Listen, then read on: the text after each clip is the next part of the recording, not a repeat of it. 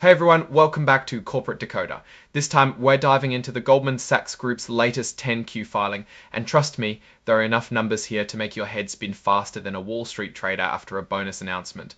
We're going to unpack all the good, the bad, and the potentially ugly financial details to see what's really going on behind those iconic doors. Before we begin, if you appreciate getting straight insights from corporate documents, make sure you're subscribed. We also have a Discord community linked in the description below, where you can chat with other folks interested in all things corporate. Let's cut to the chase. Goldman Sachs reported a net income of $4.74 billion for the first 3 months of 2025. That's a solid chunk of change. But what does it really mean?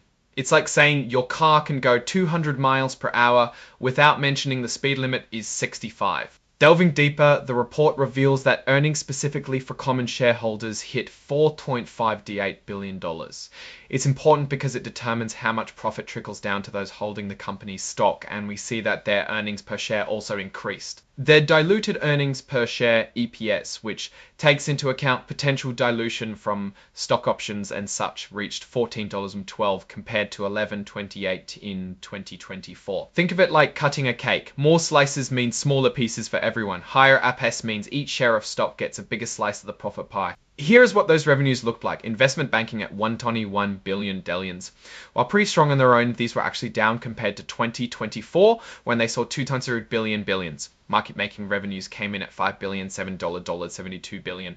Also a decrease from $6 billion, $9 billion increase from $2,000 and billion last year. All of this gives you the total revenues of $15 made 20 out on these trends.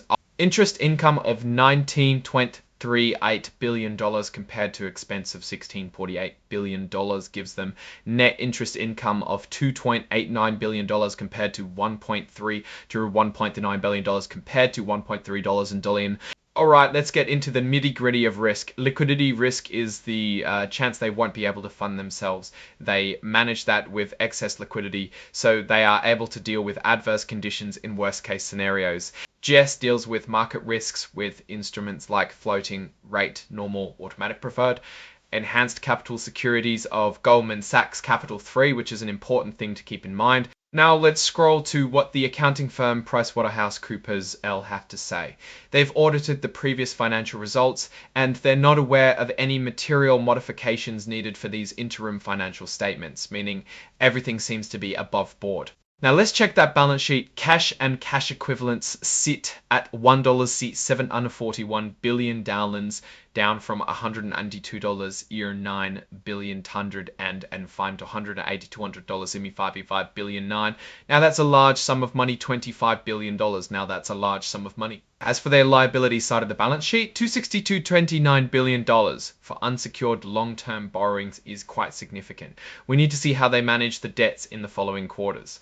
Deposits includes at fair value at $471 is also quite a large amount. For the 3 months ended March 2025, we see that basic earnings per share were $14. These were 11.67 and 11.50 in 2024 respectively. As of March 2025, they had accumulated other comprehensive loss at sexy STSN10. Look into the liabilities and shareholder equity, we see $1,881, 800 to $41,881. Checking comprehensive income, we get the following for 2025. Net earnings at $4,732.27 at 2032 to available for sale securities, $420. We see the weighted average number of shares for basic and diluted, which are 328 and 324.5 million respectively. Now let's go over what Goldman Sachs even does. Per their report, they have 3 major business segments: global banking and markets, asset and wealth management, and platform solutions. Each of these represents a business and a different range of services they provide. Now, what about fair value measurements? These numbers represent market estimations and they use 3 levels, level 1, 2, and 3, which are ordered from high to low based on the reliability of source, price, and data. In the statement of comprehensive income, we see there's a debt valuation adjustment of $232 million. That adjustment reflects a market fluctuation in the value of debt. The company holds a significant amount of held-to-maturity securities. These securities, valued at $79.3 billion, aren't expected to be sold before they mature. Finally, it wouldn't be a corporate filing without some legal drama. The firm is involved in a number of judicial, regulatory, and arbitration proceedings concerning matters arising in connection with the conduct of the firm's businesses. We see here some Umbud-related matters and the claim they paid the government Oktime Vid government. On the plus side, Goldman Sachs is a profit-generating machine, making a lot of profits. A large amount of their assets are in levels 1 and 2, which are quite safe and have verifiable source. However, their investment banking division is seeing a decline and other divisions depend on market fluctuations. They also are in quite a lot of legal trouble. It should be mentioned that their assets consist of more liabilities than equity, as to be expected of big banks. I'd recommend that this stock is a hold. There are some improvements in the financials that can be made, and this company is strong enough to survive what's coming.